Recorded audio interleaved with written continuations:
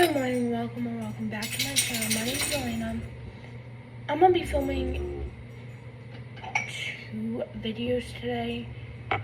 The first is going to be a World Diabetes Day video because today is November 14th, which is World Diabetes Day. I'll show you on my watch. November 14th, if you guys can see it. How we celebrate World Diabetes Day, so yeah. I'm gonna be going over what type 1 and type 2 diabetes are, just the differences and everything, and like early prevention, I guess, and everything. And what the differences were, if I said that, I can't remember. My blood sugar's low, so forgive me. But yeah, I'm going over that and whatnot. So let me get my breakfast ready first and made first so I can eat. My blood sugar is low. My allergies are acting up. My throat hurts, so you know, we have that to deal with today. It's that time of year, but I always get that, so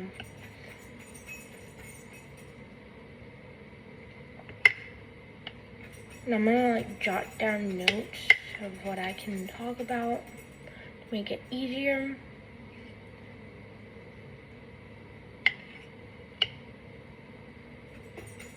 Okay, let me finish like prepping my breakfast and then we'll be back.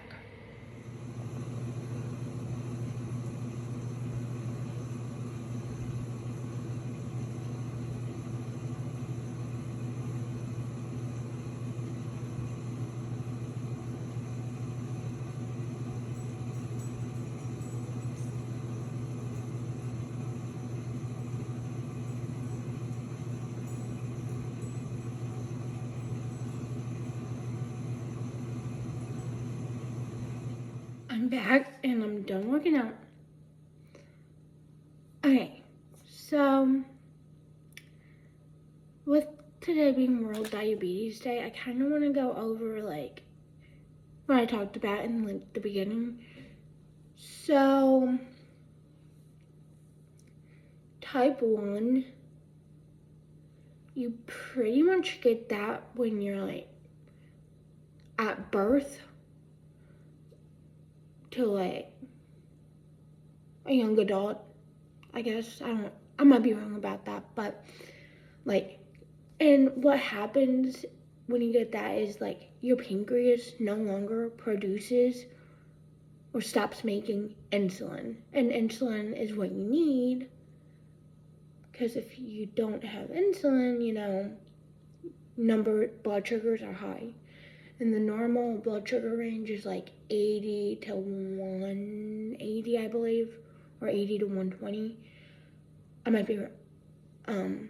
It's different for everybody, but now type 2 is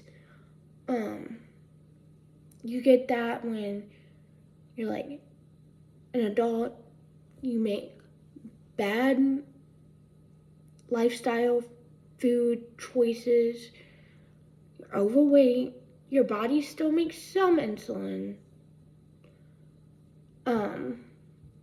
but the symptoms of type 1 are increased thirst, frequent urination, excessive hunger, unexplained weight loss, fatigue, and blurred vision. And then symptoms of type 2 are increased thirst, frequent urination, increased hunger, fatigue, blurred vision, tingling or numbness in hands and feet. And they can do some like diagnosis screening or like early screening. They're like blood tests, like the A1C test, which is like the 3-month average of your blood glucose. A fasting plasma glucose test, which is where you have to fast. And then a 2-hour oral glucose tolerance test. Now, I've never heard of the fasting plasma glucose test or the 2-hour oral glucose tolerance test, but again, I got diagnosed with type 1 diabetes when I was 7, so. But I am used to the A1C test because as a type 1 diabetic or as a type 2 diabetic, you have to get your A1C done every 3 months because then your endocrinologist, which is a diabetes doctor, can be like, okay, let's look at your A1C, let's see, do we need to make changes to your basal, your carb ratio, your correction factor, stuff like that. It gives them an overall view of how you're doing within the past 3 months, within the 3 months that you last saw them. But yeah, that's some of the diagnosis, screening, early on screening stuff, and some of the symptoms of type 1 and type 2. Now we're going to talk about care, support, and self-management. So basically, when you're childhood, I'm going to talk about childhood first. So childhood, there's, I don't know, parents might want to find like support groups like that and connect with parents that have kids that have T1D. Or there's also like diabetes camps for kids, which when I was a kid, I went to diabetes camp. That was fun. You had to take care of your diabetes, but you met other people with type 1 diabetes, which was fun. Now for adults, you can't really do diabetes camp because that's for like the younger the kids. But for adults, it's pretty much, there's diabetes support group apps, there's like Beyond Type 1, there's diabetes support groups on Facebook. Also, you gotta, when you're type 1 or type 2, you gotta make sure that you have good medical care. Also, good personal habits like healthy eating, because that plays a big role in keeping your blood sugars balanced throughout the day. That's what I learned. It's okay to have a cheat meal every now and then or have a sweet every now and then, but you got to make sure you're having healthy eating through the majority of the week. And also, physical activity. As you know, I work out after breakfast. It helps keep my numbers in range. Helps keep them from spiking. Right now, I was like 80 at breakfast. I worked out 114. If I didn't work out, I probably would be 180 or higher. So yeah, doing healthy eating, physical activity, that helps. You gotta monitor your glucose, whether that's through a Dexcom, through the Freestyle Libre, or through pricking your finger and checking your blood sugar, like doing it manually. Also, I want to go back to the diagnosis screening. I know people that have kids that have a type 1, but their kids have siblings. And the kid says, oh, I'm thirsty. They'll test their finger with the blood pressure thing and see what it comes back as. So there's that you can also do. I'll have to look up the ranges for that and let you guys know. Now, I did look up what your blood sugar would be, like, if you were thinking you have type 1 diabetes. And it says 200 or higher, but I might be wrong. My blood sugar was 900 at diagnosis. You want your A1C to be 5.7 or lower. Which the last time mine was 6.5, I think I'm gonna say, which isn't bad, considering I'm a female, because you deal with your time of the month, which can elevate your blood sugars.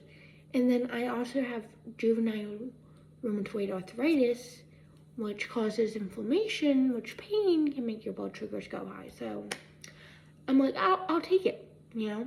I can still bring it down, but I'll take it. Now I want to talk about diabetes in the workplace, which is like at your job.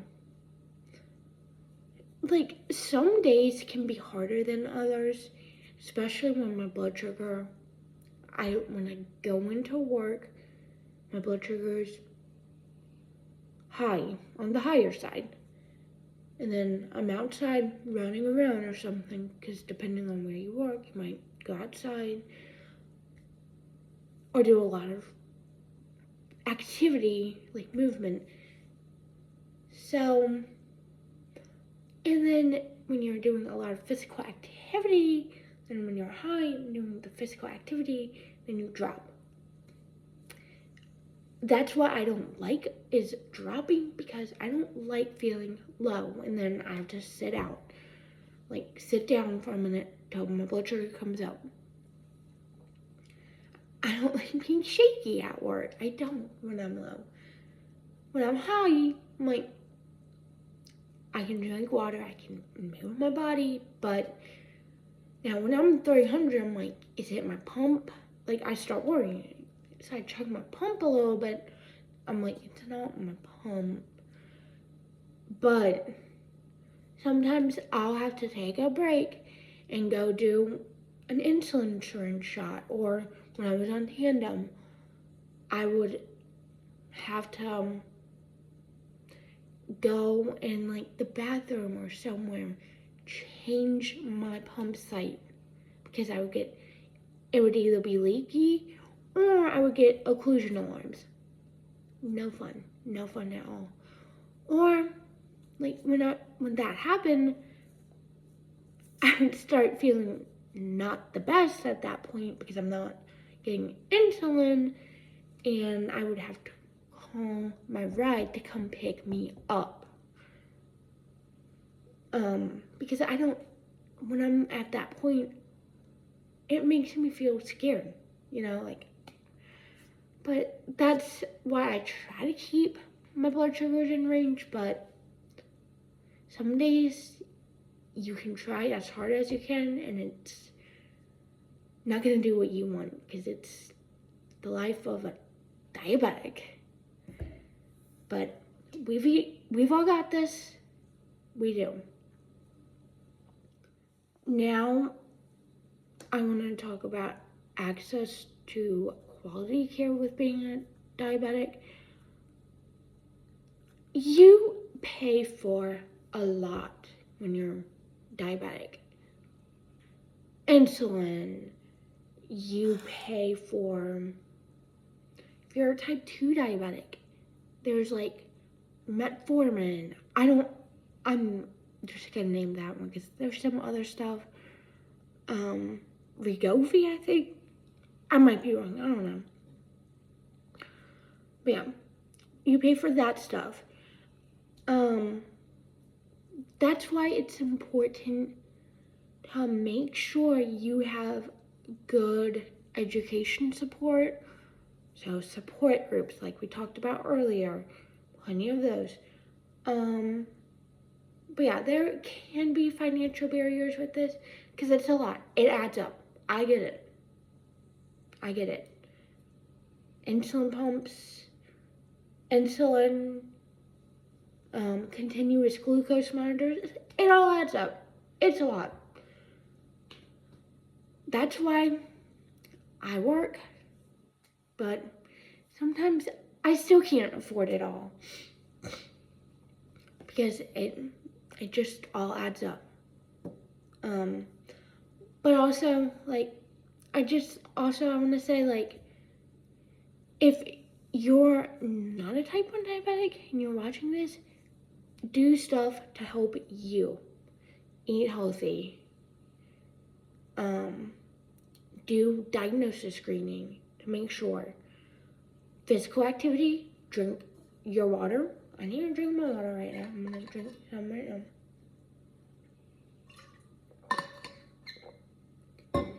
But then also, like, with there being so many diabetics out there these days, like, I encourage you to donate to JDRF. I'll link the link down below to their website so you can donate.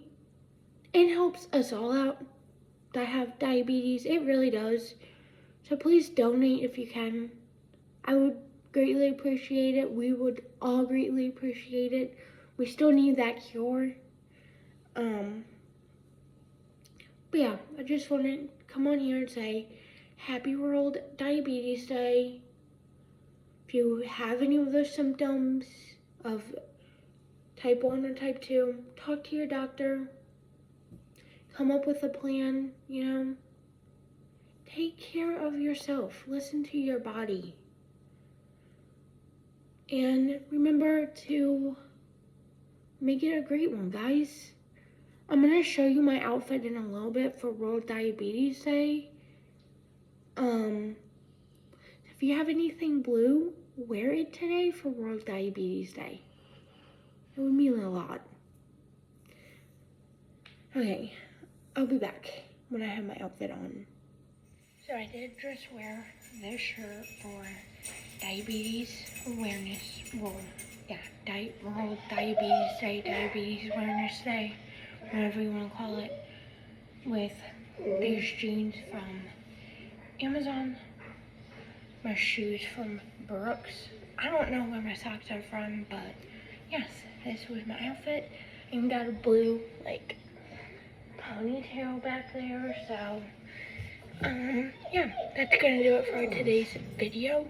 If you enjoyed today's video, please remember to give this video a big thumbs up and hit that subscribe button if you have not. Stay tuned for tomorrow's video because I have a new video coming out tomorrow. But yeah, today blood sugar rise was not good. I ran 300s all after lunch. Come to find out, my Omnipod smelled like insulin, so I had to change it. So that was fun. But now I'm coming down, so see you in my next video. Make it a great one.